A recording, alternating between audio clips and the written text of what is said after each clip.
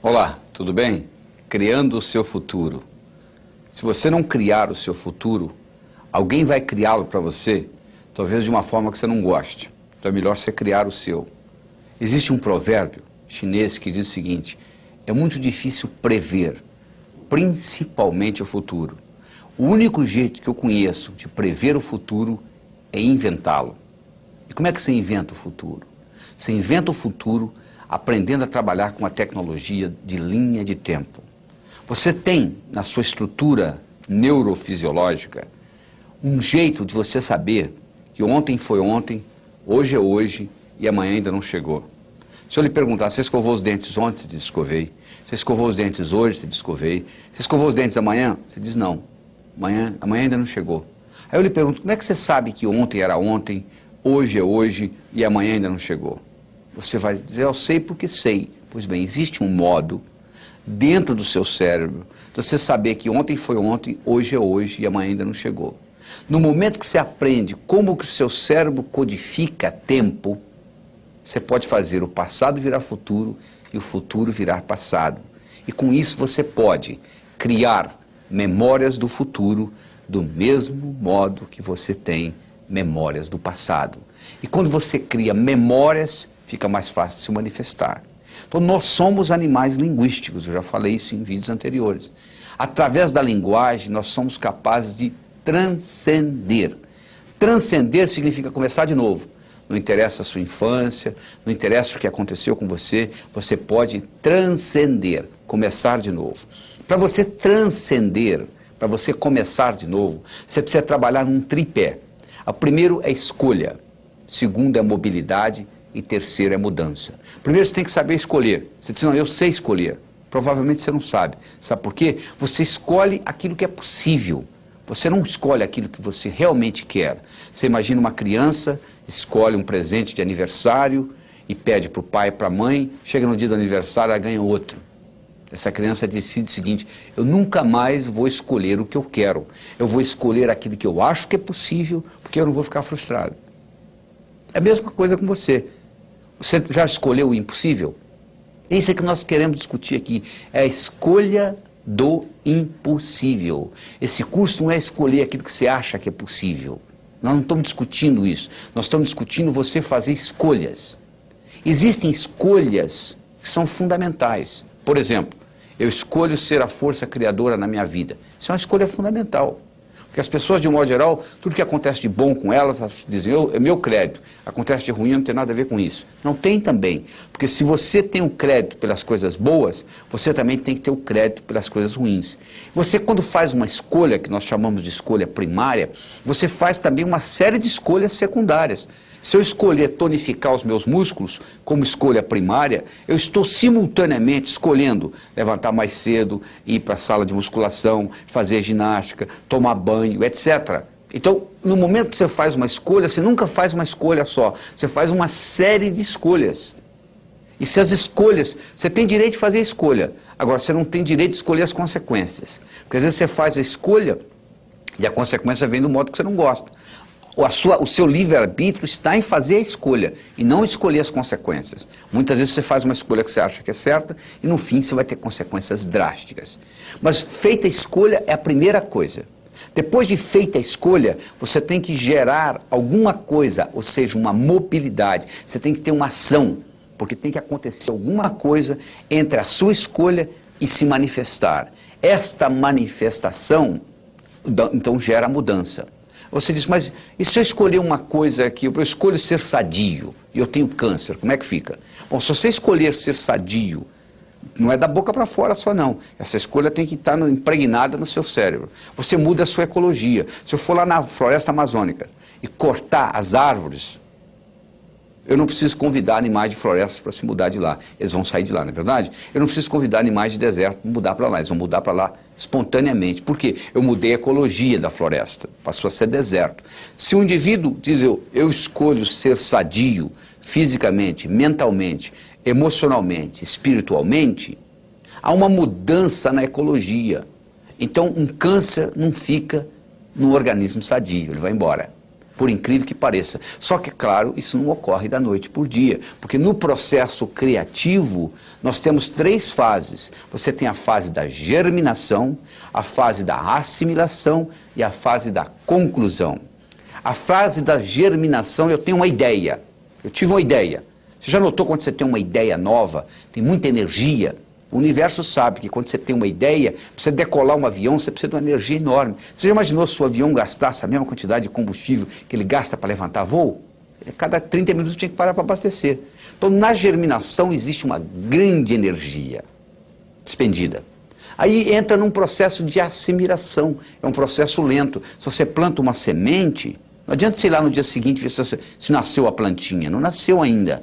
Mas se você pegar aquela semente e levar a um microscópio, você vai ver que dentro da semente estão ocorrendo muitas reações bioquímicas que não está visível a olho nu. Se você quer andar de bicicleta, você anda, monta a primeira vez, cai, monta a segunda, cai, monta a terceira, cai, monta a oitava, cai, monta a nona, anda. Você não pode pular da primeira para a nona. Mas quando você estava andando a sexta, a sétima, a oitava, a sensação que você tinha é que você não estava aprendendo, não é verdade? E de repente você andou. Isso chama-se assimilação. O organismo vai incorporando aquilo. E tem gente que germina uma ideia, quando entra na fase da assimilação, diz, sim, eu tive a ideia errada, eu vou abrir outro negócio. Ele abre outro negócio antes de começar a dar lucro. Ele vai mudando para outro, para outro, para outro. E aí isso aí vai ficar acumulado no cérebro do sujeito, ele nunca conclui nada. Se você não conclui o que você germinou, você não libera energia para novas germinações. Então chega uma hora que seu cérebro satura, você começa a ter insônia, você perde o entusiasmo pela vida e etc. Então como é que eu resolvo isso? Muito simples. Você diz assim, quer ver? Eu vou tomar café da manhã.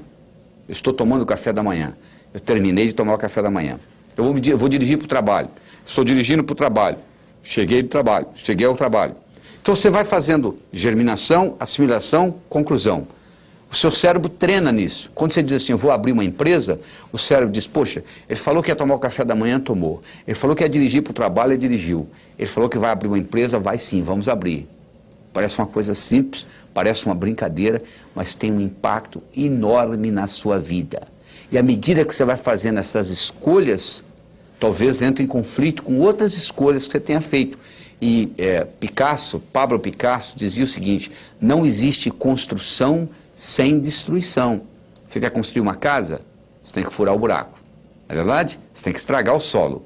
Você tem que derrubar a árvore para fazer para madeira. Você tem que quebrar a pedra para fazer a brita.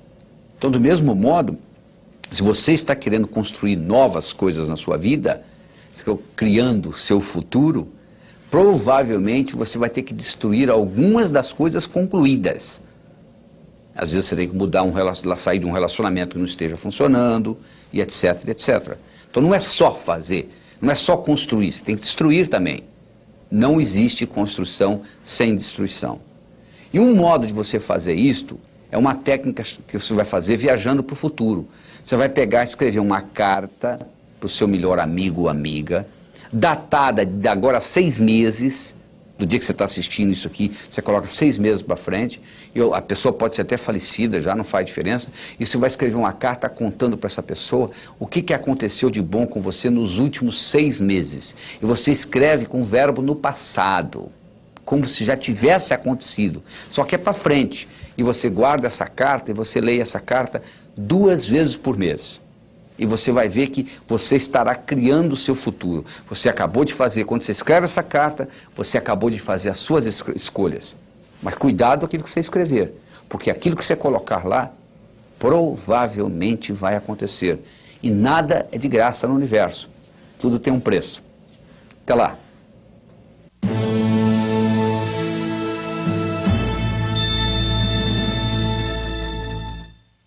Olá, tudo bem? Descubra suas metas. É muito difícil você explorar um território sem um mapa, não é verdade? Você imaginou você viajando pelo Brasil sem ter noção do que é norte, sul, leste, oeste? Imagine que você esteja a 40 minutos da sua casa e eu peço para você ir em casa buscar uma caneta que você esqueceu lá dentro da gaveta do criado. E eu lhe pergunto, quanto tempo você vai levar para ir lá na sua casa, voltar aqui, etc. Você diz, tem 40, 80, 1h20 mais ou menos eu faço isso. Eu falo, tá bom. Então ao invés de você ir, peça essa pessoa para ir. E essa pessoa nunca foi na sua casa, não sabe onde você mora. Mas você dá um endereço direitinho, anota e entrega para a pessoa. Você acha que a pessoa vai à sua casa e volta no mesmo período de tempo? Provavelmente não. Por quê? Porque ela pode errar o bairro, ela pode errar a rua, ela pode errar a casa, ela pode errar o quarto, ela pode errar a gaveta, ela pode errar a caneta.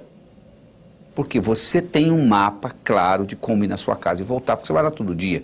A pessoa que nunca foi, ela não tem esse mapa. É óbvio, não é? É a mesma coisa na vida. Se você tem um mapa daquilo que você quer na vida, você obtém. Se você não tem um mapa claro na sua cabeça, fica difícil, leva mais tempo. Então é que eu digo o seguinte, primeiro você tem que aprender a transformar os seus sonhos em metas e depois transformar suas metas em realidade. Como é que você transforma um sonho numa meta? Bom, primeiro você tem que sonhar, né? A maioria já parou de sonhar, já jogou a toalha. Acho que o brasileiro está precisando aprender a sonhar novamente. Então primeiro você tem que sonhar. Aí como é que você transforma um sonho numa meta? Muito simples, coloca uma data. Tudo aquilo que você colocou na categoria de algum dia, provavelmente não vai acontecer na sua vida. Sabe por quê? Porque algum dia não existe no calendário. Quando você diz, algum dia eu vou ler esse livro, quando eu tiver tempo, o cérebro fala perfeitamente, o dia que algum dia chegar, nós vamos ler esse livro. Só que algum dia não chega. Algum dia eu vou abrir a minha empresa. Você não abre, nunca. Então o que você tem que fazer? Colocar datas nos seus sonhos. Porque no momento que você coloca a data, eu não estou garantindo que você vai realizá-los. Mas eu estou dizendo que a sua chance de realizá-los aumenta pelo menos 1000 vezes no momento que você põe data nos seus sonhos. Você transforma os seus sonhos em metas. Depois nós vamos mostrar como é que nós transformamos metas em realidade. Mas você tem que ver que tipo de meta também. Você pode ter meta física. Você sabe que nós não temos uma alma? Nós somos uma alma e temos um corpo que abriga essa alma durante o período que nós passamos por aqui. Então você tem que ter meta física, você tem que cuidar do seu corpo. Mente sã, o corpo são. Senão não adianta. Porque mente e corpo é uma coisa só. Se você tiver com o corpo doente, a sua mente vai ficar doente. Porque é uma coisa ligada, interligada com a outra. Agora tem gente também que só se preocupa com a parte física. O cara que faz, o indivíduo que faz musculação, ele gasta 8 horas por dia numa sala de musculação, anda todo cheio de músculo e quando ele chega aos 50 anos de idade ele entra em depressão, porque todo o ego dele está na musculatura, você não pode ficar só no físico também. Do mesmo modo que você não pode ficar só no espiritual. Teilhard de Chardin, o jesuíta teólogo francês, tem uma frase linda, ele diz o seguinte, nós não somos seres humanos tendo uma experiência espiritual, nós somos seres espirituais tendo uma experiência humana. Significa viver num corpo, significa pagar as contas do fim do mês. Você não pode, nesse nível aqui, viver só uma vida espiritual. Você pode ter a sua parte espiritual, claro que você tem, mas você não pode só viver a espiritualidade. Se você quiser viver só a espiritualidade, não é nesse plano. Talvez depois da sua morte, depois da sua transcendência, depois da sua mudança de endereço cósmico, você vai fazer isso 24 horas por dia. Tem gente que só tem meta social. Qual é a próxima festa? Qual é a próxima festa? Qual é a próxima festa? Tem gente que só tem meta financeira. Infarto aos 40, não sabe por quê. Tem gente que só tem meta profissional, só quer ser promovido. Se identifica totalmente com a profissão, mais nada. Se for mandado embora, suicida. Tem gente que só tem meta familiar. Existe uma síndrome nos Estados Unidos chamada síndrome do empty nest. A síndrome do ninho vazio. É a dona de casa, a mãe de família que se dedica totalmente aos filhos. Os filhos crescem e vão embora, como nós fomos, aí elas entram em profunda depressão. Os seus filhos são muito importantes. Tão importantes quanto você, nem mais, nem menos. Você não pode colocar todos os seus ovos numa mesma cesta, porque alguém vem, carrega a cesta, você fica sem ovos. Você tem que ter metas mentais. Mas não adianta você ter só meta mental. Não adianta você ler a enciclopédia britânica de capa a capa e não poder nem balançar a cabeça para o conhecimento não sair do lugar e você não implementar. O que adianta o conhecimento sem implementação? É inútil. Além de você ter todas essas metas, você tem que ter uma coisa mais importante do que metas, que costura tudo isto, que chama-se finalidade de vida. Por que você está aqui? Tem gente que está aqui como tubo. Come, bebe e vai ao banheiro. Come, bebe e vai ao banheiro. Come, bebe e vai ao banheiro. Tubos humanos. Você veio aqui para uma função mais nobre do que essa. Então você tem que estar sempre questionando. E a melhor hora de você questionar isso é antes de dormir. Tudo que acontece com você nos 20 minutos antes de você ir deitar, com o seu cérebro, rumina a noite inteira. Se você assiste muita violência e vai dormir, durante a noite toda a violência rumina no seu cérebro. Se você briga com seu esposo ou sua esposa e vai dormir, você passa a noite brigado. Se você brigar, procure fazer as pazes antes de dormir, porque do contrário você vai brigar a noite inteira e vai deteriorar, vai atrapalhar o relacionamento. Então, se você fizer uma pergunta para você mesmo, durante 7 dias seguidos, qual é a minha finalidade de vida, e for dormir, durante o sono, o cérebro vai ficar ruminando essa pergunta. E talvez quando você estiver tomando café da manhã ou dirigindo para o trabalho, virá a resposta. No momento que você descobre a sua finalidade de vida e você alinha as suas metas com a sua finalidade de vida, o universo passa a conspirar a seu favor. Você não tem mais problema financeiro, você aumenta a sua energia, a sua vitalidade, segunda-feira fica o dia mais gostoso que você está começando suas atividades. Então procure descobrir qual é a sua finalidade de vida.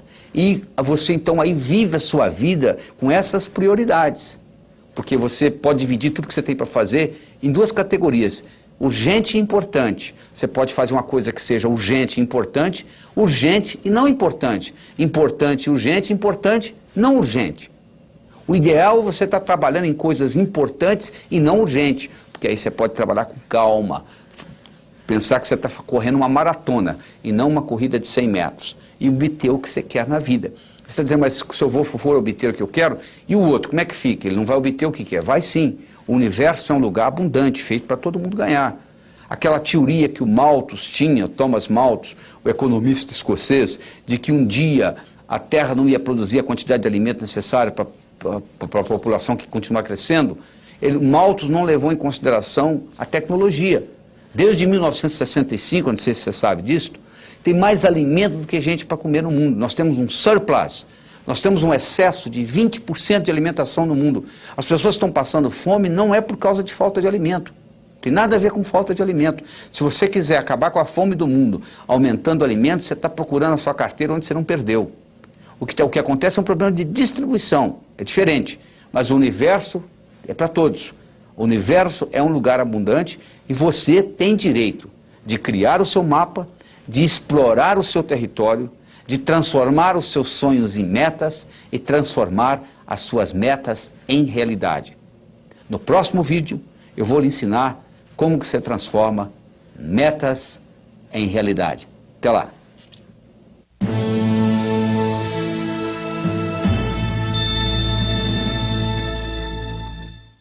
Oi, tudo bem? Preparando o caminho. Imagina uma vaca subindo um morro. Você pensa que é a vaca que determina onde que ela pisa? Não. Quem determina onde a vaca pisa não é a vaca, é a estrutura do terreno. Sabia disso? A única coisa que a vaca faz, ela procura o caminho mais fácil. Tem morro que ela sobe assim, tem morro que ela sobe assim. A mesma coisa ocorre conosco. O nosso comportamento vai depender da nossa estrutura psicológica. Força de vontade não adianta nada. Você pega uma bola de futebol, coloca no fundo de uma piscina e segura lá por quanto tempo? A estrutura da bola foi feita para flutuar. Então na hora que você soltar, ela vai para a superfície. Do mesmo modo que a estrutura de uma pedra foi para ficar no fundo. Você não consegue segurá-la na superfície. Você vai cansar, ela vai afundar.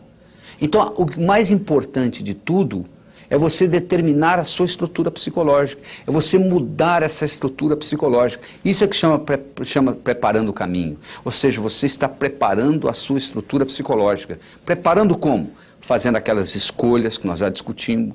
Eu escolho ser sadio. É muito diferente de você não ser doente, sabia disso? A maioria não é doente. Você vai no médico, você não tem diagnóstico de doença nenhuma. Não significa que você seja sadio. Ser sadio significa ter energia para implementar tudo que você tem na cabeça. E poucas pessoas são sadias. A maioria não é doente. É muito diferente ser sadio e não ser doente. Eu escolho ser a força criadora na minha vida. Eu escolho ser sincero para comigo mesmo. Significa que quando eu digo sim é sim, quando eu digo não é não. Todas as vezes que você diz sim e gostaria de dizer não, um pedacinho de você morre. Isso, quando você faz essa estrutura, você está se estruturando para longo prazo, para fazer um processo de longa duração. Aí sim se mantém. Porque se você fizer só com a força de vontade, é aquilo que ocorre no 31 de dezembro. Uma semana depois, não tem mais nada. Agora, se você mexe na sua estrutura psicológica e implementa isso, isso fica uma coisa constante.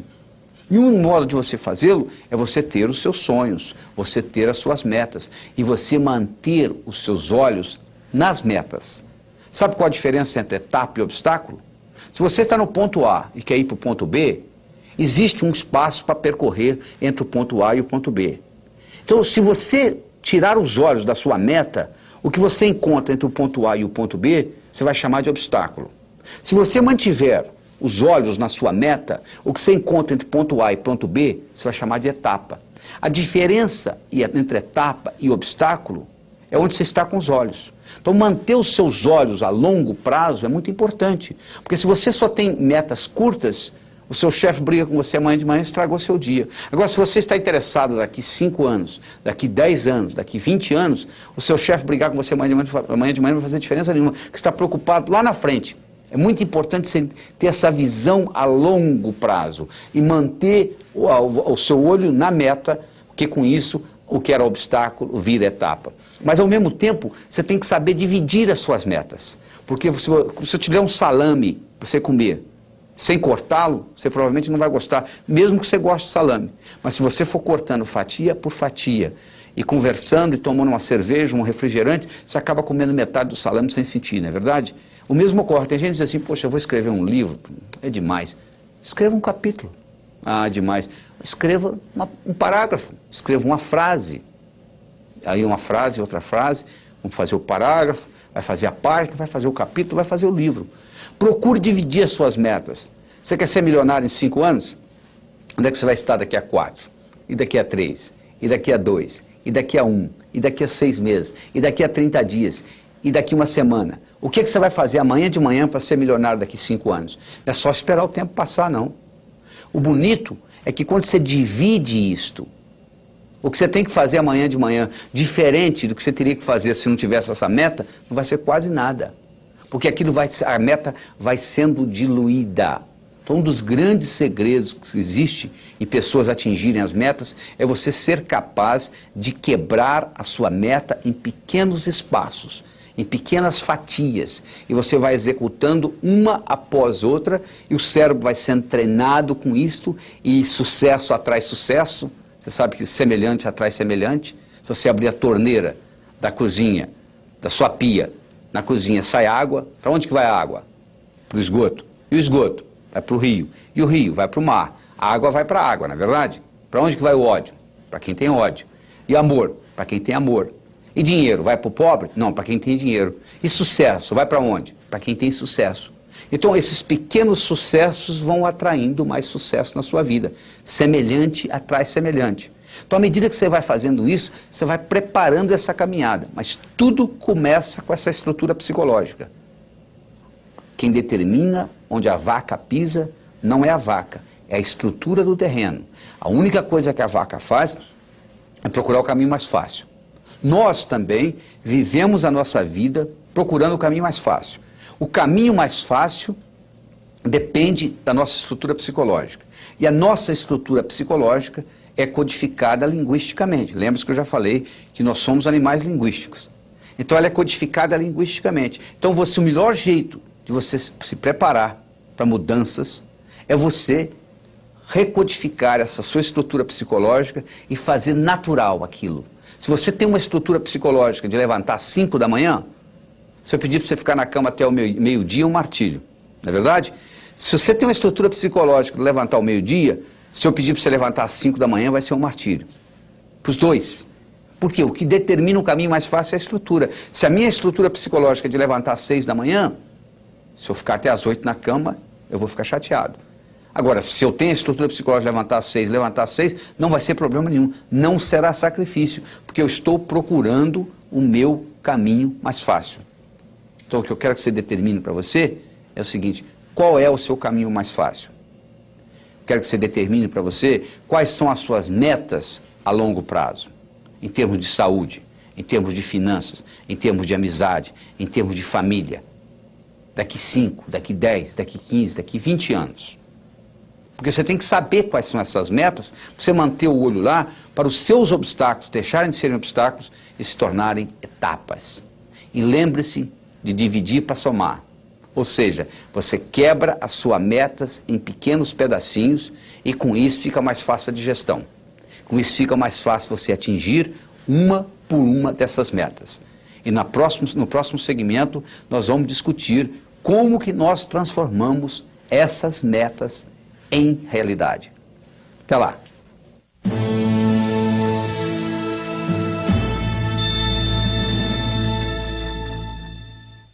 Olá, tudo bem? Pois é, nós vamos agora aprender realizando suas metas.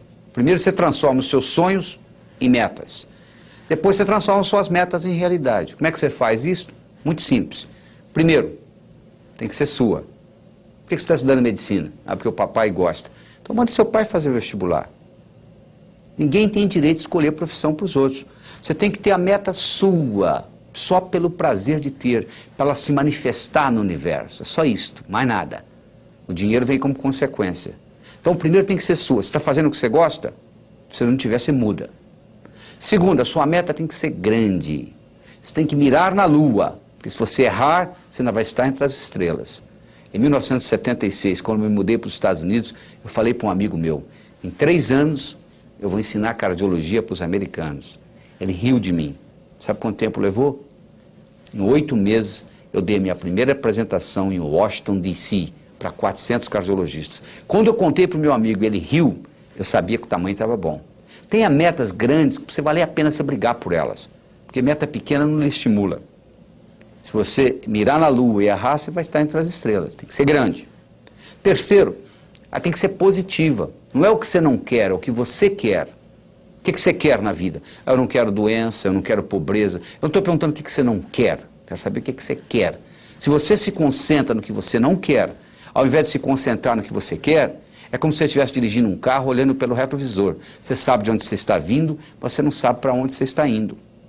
Você tem que concentrar naquilo que você quer. Colocar energia. Eu não quero ser igual ao meu pai. Ser igualzinho ao seu pai. Todo mundo sabe disso, menos você. Por quê? Quando você diz eu não quero ser gordo, você pensa em gordura. Quando você diz eu não quero ser pobre, você pensa em pobreza. Você sabe que tudo é criado 2 vezes. Primeiro você cria aqui, depois você se manifesta. Manifesta no seu universo físico.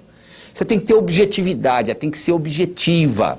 Ela tem que ser datada. Tem que ter uma data. Quando que você quer isso? Ela tem que ser específica. O cérebro trabalha ciberneticamente. Cibernética trabalha com especificidade. Você imagina um termostato no ar-condicionado de uma sala e você pergunta para mim que temperatura que eu coloco aqui. Eu falo mais ou menos. Você vai colocar o quê? Agora, se eu falar 21 graus Celsius, você vai lá e coloca. O que você quer? Eu quero dinheiro. Dinheiro você já tem no bolso. Ah, eu quero mais.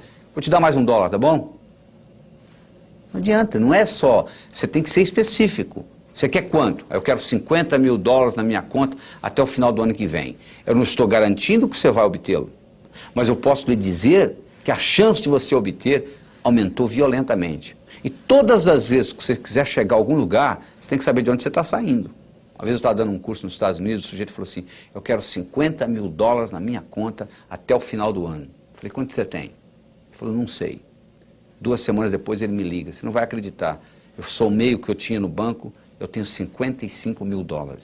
Ou seja, ele estava pedindo o que ele já tinha. Aliás, ele não é o único na jogada. Tem gente que diz assim, Deus, meu Deus, eu quero talento. O que você acha que é talento, meu amigo? Você acha que o pianista, ele sentou no piano e tocou? Ele praticou anos e anos e anos e anos para chegar lá.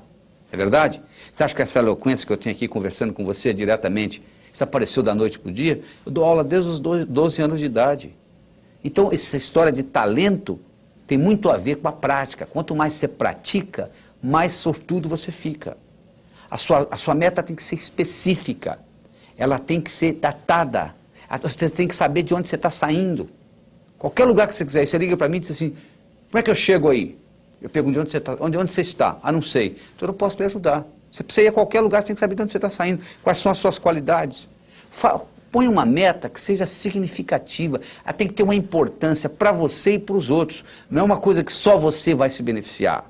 Se só você se beneficiar, ela não é ecológica. Às vezes ela não é ecológica nem para você. Ecológica, a meta sendo ecológica é importante. Eu não posso divulgar o meu trabalho pelo mundo todo e ao mesmo tempo passar 5 dias da semana com os meus filhos, com a minha família. Se eu quiser fazer a mesma coisa, simultaneamente, divulgar o meu trabalho e passar 5 dias com a minha família por semana, uma dessas duas não é ecológica, porque uma vai brigar com a outra. Porque eu estou querendo criar duas metas praticamente antagônicas. Eu não posso viajar pelo mundo todo, pelo Brasil todo, e ao mesmo tempo ficar 5 dias com a minha família por semana. Então você tem que ver que uma meta não pode ir contra a outra. A sua meta, ela tem que ser relembrada com frequência. Não é você chegar no dia 31 de dezembro e escrever o que você quer para o ano seguinte, você tem que estar constantemente olhando o que eu quero. Às vezes muda. Às vezes você perde o interesse, às vezes uma meta que você tinha, você fala, não quero mais. Eu tinha vontade de ter essa meta, hoje eu não quero mais. Às vezes você trabalha anos por uma meta que você queria e você esqueceu que não quer mais, e quando termina, e aí? E agora? Ah, eu não quero isso mais. Você podia ter decidido isso muito tempo atrás, porque os seus valores mudam, os seus interesses mudam. Quando eu tinha 20 anos de idade, eu era capaz de viajar 10, 20, 30 horas para pular carnaval. Hoje eu quero distância de carnaval. Ou seja, os meus interesses mudaram, os seus também. Avalie aquilo que mudou e não fique batalhando naquilo que você realmente às vezes não quer mais. Você tem também de fazer aquela divisão. Todas essas metas com essas características e divididas, aí sim vai ter um impacto diferente na sua vida. E você tem que fazer a meta, não é o que você quer em 1 ano, 2, 5, 10, não. É o contrário. É o que você quer em 10 anos, o que você quer em 5, é de lá para cá, ou seja, do futuro para o presente. Onde que eu quero estar daqui 10 anos? Para eu estar lá daqui 10 anos, onde que eu tenho que estar daqui 5? Para estar lá daqui 5, onde que eu tenho que estar daqui 1? Para estar lá daqui 1, onde que eu tenho que estar e assim por diante. Aí você descobre o que você vai ter que fazer amanhã de manhã, mas olhando lá na frente, nos 10 anos. Parece uma coisa simples, mas faz uma diferença enorme. Você primeiro olhar lá nos 10 anos e trazer de lá para cá, do que daqui para lá. Então, com essas características que eu acabei de lhe apresentar, que eu acho que você deve escutar, assistir esse vídeo várias vezes seguidas, para saber as características da meta ser grande, ser sua, ser positiva, ser objetiva, ser datada, ser específica, ser significativa, ser ecológica, ser relembrada e ser comensurável. Uma coisa tem que ser medido. O que você quer? Eu quero mais felicidade. O que você quer? 20% mais feliz esse ano do que ano passado? Pode medir felicidade. Felicidade não é meta. Felicidade é estado de espírito. Fica feliz agora. O que está te segurando? Meta é uma coisa que você tem que estar num ponto, tem que chegar no outro. Existem etapas. Felicidade você não precisa de etapa. Você pode ficar feliz agora. Então meta é coisa comensurável. Você pode medir. Eu quero isso, eu quero aquilo, eu quero tanto no banco. E isso tudo tem que ser relembrado com frequência. No momento que você começa a trabalhar com tudo isto, e eu criei um mnemônico chamado Pode-se Crer, que ajuda você a relembrar todos esses tópicos que nós acabamos de discutir. Quando você começa a trabalhar com isto, e na hora que você escreve a sua meta, você leva em consideração todos esses pontos, o que vai acontecer é que as suas metas vão se manifestar numa velocidade enorme. Você quer um carro? Tá bom. Que marca? Que cor? Como que é o painel? Como que é o estufamento? E etc. No momento que você começa com mais detalhes, no processo cibernético, isso se manifesta de uma forma diferente. Certo? Converso com você no próximo vídeo. Até lá.